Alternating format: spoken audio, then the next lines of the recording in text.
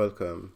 Today we're going to cover box sizing and its two attributes, content box and border box. Box sizing content box refers to the size of the content. So here you can see my website and I have my box model up. If I have box sizing set to content box, it only refers to the size of my content area. That's the width and the height.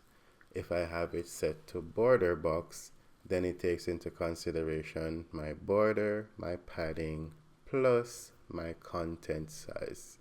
So your entire box is made up of border, padding, and content. If box sizing is set to content, we're only referring to the size of the content area. If it is set to border box, then it's referring to both the border, the padding, in addition to the size of the content. Let's go ahead and take a look at what this actually means in VS Code. In VS Code, you can now see a proper example of this. So here we have a box that I created using a div and some elements. Now in the CSS, you can see we have the information here to style our box. The box sizing is set to content box by default. Box sizing can only have two options, content box and border box. If you take a look over at our inspection, you can see that this is our entire box here, which is made up of the border, the padding, and the content. Since box sizing is set to content box by default, this 400 by 470, which you can see in the CSS, is only referring to the size of the content box. And if I should go ahead and add the box sizing of content box to the CSS and save, you can see that nothing has changed. Now let me go ahead and add some padding and also a border of 5 pixels. Now you can see that our box has border, padding, and also the size of the content. Box size in content box only refers to the size of the content. So if I should say to you, what is the size of this box?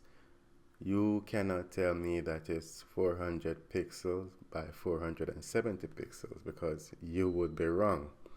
The size of this box right now is 5 plus 15, that's 20, plus 400, 420, plus another 20 over here, which is 440 pixels. Because remember, the entire box is made up of border, padding, and content. And so if you have box sizing set to content box, then the entire size of the box has to take into consideration these three things. Now, this makes it a little bit difficult because every time you want to figure out the size of your box, you have to do some math. So to avoid this, you can use box sizing border box and look what happens. Once I save, you can now see that something has changed. My content size is now down to 360 by 440. My padding and my border remains the same. However, I'm 100% sure that the width of my box is 400 pixels.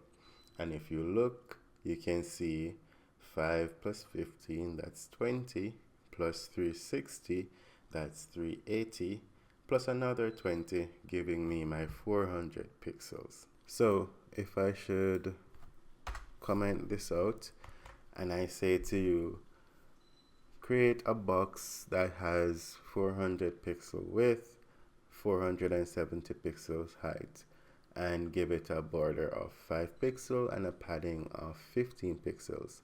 What would you do? You wouldn't be able to just put width of 400 pixel by 470.